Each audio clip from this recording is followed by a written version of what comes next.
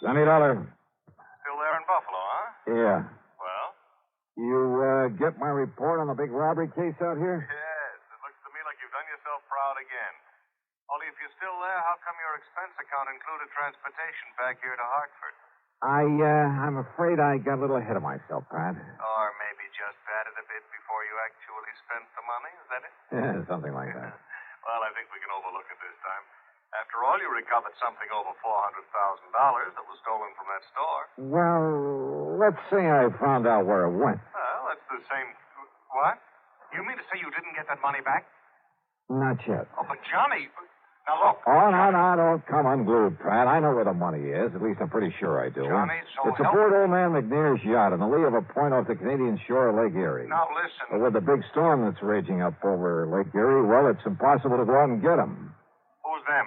An employee, an ex-employee of the Emporium, the guy who took the money, Yeah, but you and his said pal who helped him get away with it. Well, now, you wait until that storm is over, and by that time they'll be 100 miles away. I'll be hidden away in some little cove there on the Canadian shore. Be what? What was that? Oh, nothing, Pat. Now, listen, I'll keep on it. You'd better. I'll bring him back here and the money or die in the attempts. You fail to get that money back, and I'll gladly attend your funeral. Yeah, okay, Pat. I'll stay with it. Believe me, Johnny, you'd better.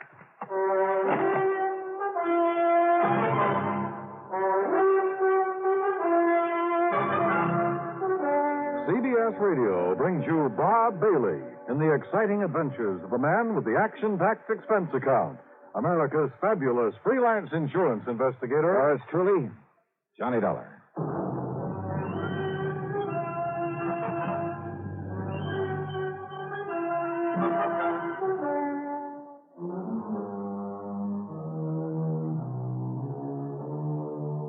Expense account submitted by Special Investigator Johnny Dollar. To the Universal Adjustment Bureau, Hartford, Connecticut. Attention, Mr. Pat McCracken. Following is an account of expenses incurred during my investigation of the Further in Buffalo matter. What I hadn't told Pat over the phone was at the last minute the Coast Guard had stepped in, forbidden me to go after those crooks in a rented subchaser after all. And you know something? Because of that storm, I'm afraid they were right. In spite of the fact I'd already paid for that boat and could only get half of it back.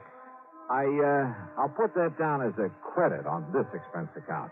After all, it's on my American Express credit card. Anyhow, all I could do was sit around my hotel room and wait for the storm to quit. Yeah, sit and wait. Come in. Well, Dollar? Oh, hi, Mr. McNair. So you couldn't go after those criminals because of this storm. Well, sir, just as soon as it lets up... That's no reason for them to get away. Not with my $400,000.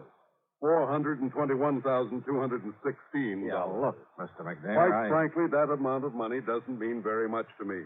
But to coin a phrase, it's the principle of the thing. Yeah, sure. So how can you sit idly here in this hotel and...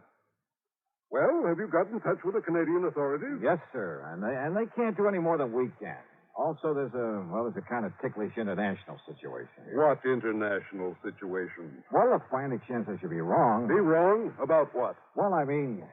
Well, look, after all, the only evidence against John Harker and his pals so far is the circumstantial count. I thought you were absolutely certain they took the money. I am, as sure as I can be, until I get my hands on that money. I had all the faith in the world in John Harker.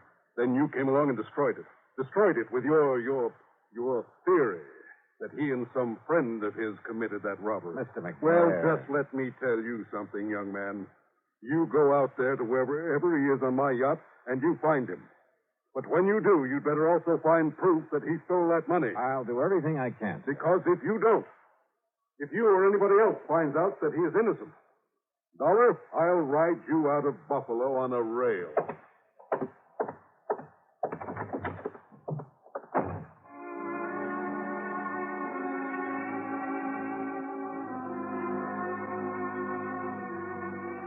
Yeah, at this point I was feeling real good, real happy. Everybody was being so nice to me. I was just about to blow expense account item 7 on room service for a bottle of scotch and a couple of quarts of soda when the phone rang. Johnny Dollar. Murphy at the Coast Guard, Dollar. Yeah, Murph. Look, I'm still sorry about having had to stop your chase across the lake, but the old man would have had my scalp. It's all right, Murph. Nothing you can do about it. Anyhow, if you've been following the radio reports on that storm, well, you might have got yourself into a lot of trouble out there. Yeah, I guess so. And you'd never been able to board a yacht in it anyway. So, you have any ideas? Yeah, I just received a report from our meteorological station. Oh. That storm's going down just about as fast as it built up. So if you want me to arrange a boat for you to go out there, just as soon as we deem it safe. Why?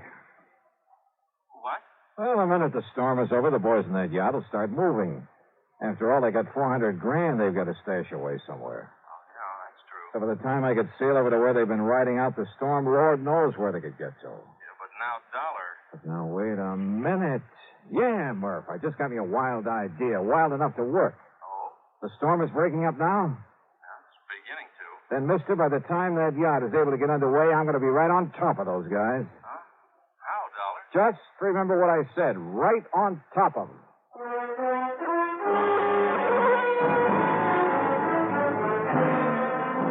Expense account item 7, $3.25 for a taxi out to the municipal airport. Along the way, I noticed the rain was letting up, the wind was dying down.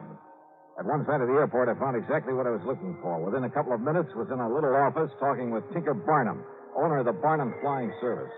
Sure, Dollar. Complete equipment for it. Winch, line, slings, everything. Good.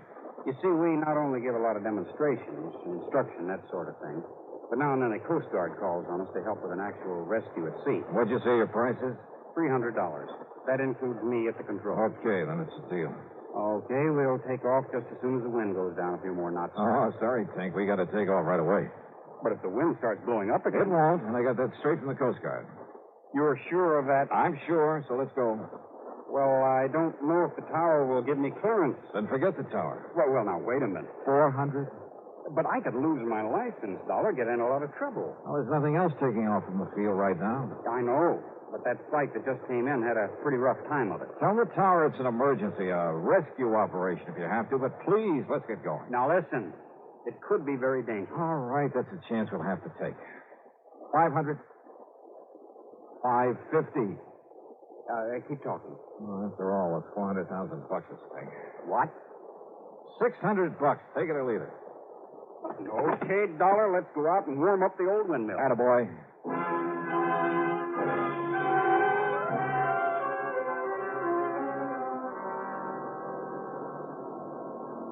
It was my first ride in a helicopter, and brother, what an introduction. I've been aboard regular planes in rough weather lots of times, but the way that wind tossed us around, picked us up and let us down, and with nothing but the broad wind-chopped surface of Lake Erie below us. Well, it was an experience, to say the least. For the first half hour, Tink was fighting the controls every inch of the way under the gray, ominous scudding clouds that raced by overhead. Then, all of a sudden, the clouds left us. The sun came out in all its glory, the most welcome sight I've seen in years, and the air calmed down.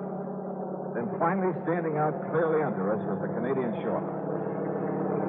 Look ahead, Dollar. Over to the left a bit. Yeah, Tink? That neck of land, that peninsula sticking out into the lake. Yeah, I see it. Long Point. And the yacht was supposed to be riding out the storm in the lee of it. I don't see it. The lee side would be the... But I do.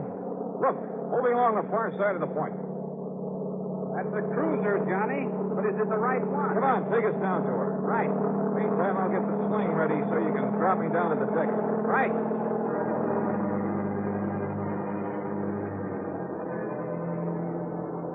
I still don't know how Tink figured he could pilot that helicopter and at the same time lower me to the deck of the yacht, that he could handle a winch. But he swore he'd done it before in rescue operations, and he could do it again. He made a couple of close passes, and I was able to identify John Harker at the helm, a tough-looking character standing beside him. So it had to be McNair's yacht. Then I suddenly realized there were not only two of them, but they both knew who I was, knew all about my interest in the robbery. I could be at a slight disadvantage. Sure, Dollar. They'd shoot you dead before you even hit the deck. Tink, I can't remember when a lie has ever paid off or even worked. I've got to try one this time. Well, listen, we could simply keep a line on them, find out where they go. Yeah? And what happens when this X-Beater runs out of gas? Yeah. Oh, well, I can radio the Canadian Coast Guard. No. By the time they get through the necessary red tape to hold those boys and get here from wherever their nearest station is. Yeah, I see what you mean. Okay, then, Johnny, open the door. Use this megaphone. Thanks. Here. I'll hang around over them. Right. Harker! Harker! Parker! He's cut his power and cupped the hand to his ear. Parker! This is Johnny Dollar. You hear me? You hear me all right? Wave with your right hand. It's okay. He can hear you.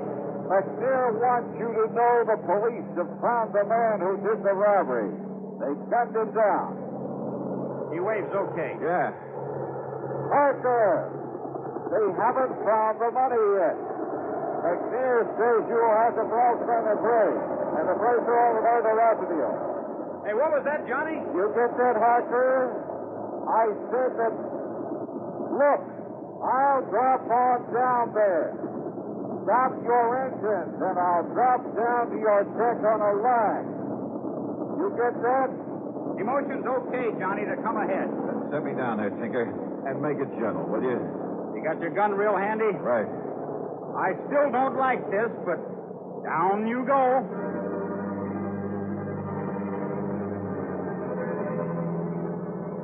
Swinging around under that copter, hoping I'd hit the deck of the boat below, was no fun. It was a pretty small target, and the yacht was still bobbing heavily. But Tink was an expert, and a couple of minutes later, I saw the deck slowly coming up to meet me. Slower! Slower! Coming down too fast. That's it. That's more like it. Glad to see you, Dollar. Can't you steady that boat a little? Better give me a hand when I get down there. Sure. Don't worry. We'll take care of you. Come on. Get ready to pull the release cord, Johnny. Steady now. Steady. There you go. What a way to make a living. Nice work, Dollar. Let me give you a hand. Thank you. Yes, while Billy here takes your gun away from you. Oh, no, you don't. I got it, baby. Now, just one funny move, Dollar, and I'll pull this trigger. You see what I mean? Oh, yeah. I see. Yeah, just one funny move. Okay, Harker, now what? You know something, Billy? I think it might be a very good idea for you to pull that trigger anyway. All right, frisk him, Billy. Make sure Dollar hasn't got another gun on him. That's just what I'm doing, baby. Just what I'm doing. And it's all right. He's clean now. What did you take me for, Dollar? A fool? Did you think I'd be crazy enough to believe what you were shouting down from that helicopter, whatever it was? Well, as a matter of fact, Harker, most of it was double talk. And did you think I'd believe that old fool McNair sent you out here? Yeah, that's a laugh. That tight-fisted old coot. Now, shut up, Billy. That story the police had gunned down the man who stole the money from the Emporium. Don't make me laugh. You like to see that money before you go, Dollar? Like to run your fingers over 400 G's? Yeah, Billy. Why not? Well, it's all stashed away in that chain lock up for it. But you ain't never going to see. You're never going to see anything anymore. Can I kill him now, Harker? Can I, huh? No, wait. Huh? Stop waving that gun around. That helicopter gets out of sight. Okay, sure. Well, what's it hanging around for? I don't know. Dollar, get below with the captain. You stay here, Billy, but keep that gun on through the door where that flyboy can't see it if he comes any closer. Sure. Go ahead, Dollar. Why not? Now, you just sit right there on that bunk and don't make a move, you understand? Because all I got to do is pull the trigger in here, and neither you pile up from that chopper nor nobody else is going to know it. Has he gone away yet, Harker? No, he's circling around again. Well, make a sign to him then. Make a sign everything's okay. Go ahead, Harker. That'll set him away. You just keep Dollar under control. Now, don't you worry about him. You just go ahead and signal that chopper. Okay, up there. Everything's okay.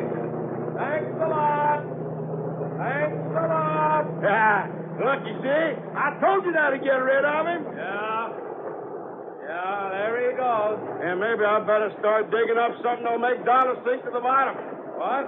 Well, you know, the lead I'm going to fill him with might not be enough. You see what I mean? Yeah, very fine. Go ahead. Only watch him. He's tricky. I can handle him, baby. Wait. Why, what's the matter? That copper's coming back again. Well, I'll shoot him down. I can hit him. Oh, no, you won't. Then get us underway. Give her the power and get us underway. Then that guy'll know everything's okay. Maybe you're right. I'll try it.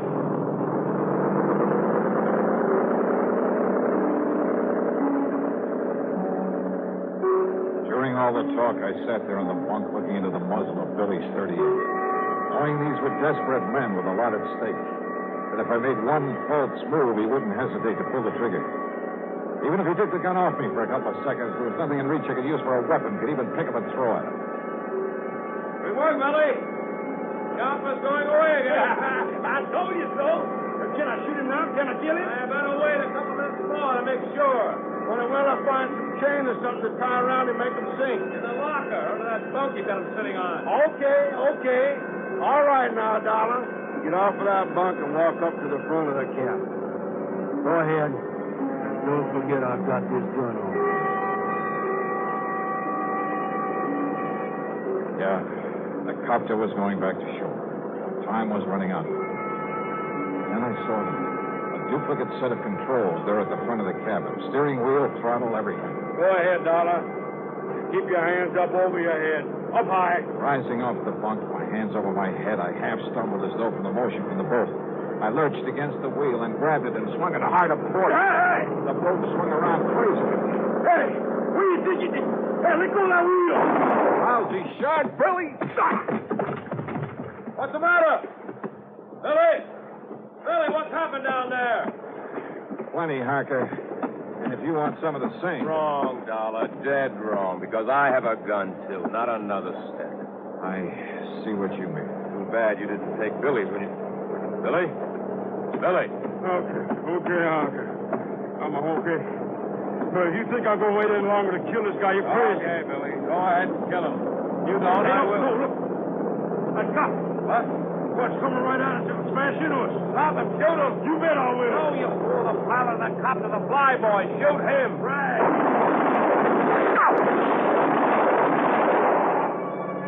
My last chance. They turned to fire at Tinker up in the copter. I lunged against Billy, shoved him over the side. By the time Harker turned to fire at me, I was on top of him, swinging with everything I had. I'll kill you. Oh, brother. What a rest. Oh. All right, Johnny. Okay. Okay, Tinker. Okay. You want to pick up what's left of Billy out there in the water? Sure, Johnny. After all, that's what I told the tower. This was the rescue operation. See you back in Buffalo.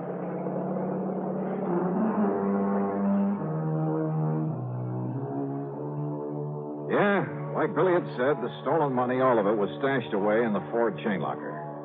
So after tying up Harker with all the line I could find, I started the engine of that beautiful yacht, but then suddenly realized, put it this way.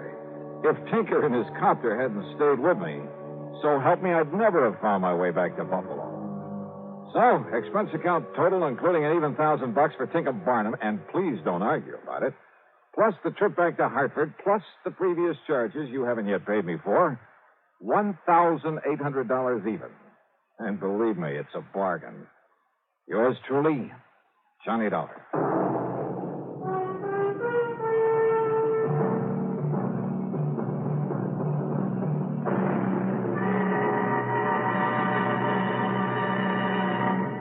Now, here is our star to tell you about next week's story. Next week, two beautiful girls. One of them a sweetheart, and one of them a killer.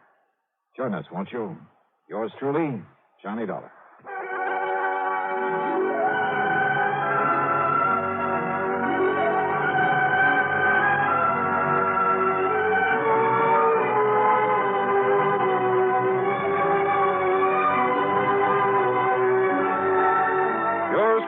Johnny Dollar, starring Bob Bailey, originates in Hollywood and is written, produced, and directed by Jack Johnstone. Heard in our cast were Lawrence Dobkin, Bartlett Robinson, James McCallion, Dick Crenna, Junius Matthews, and Gil Stratton.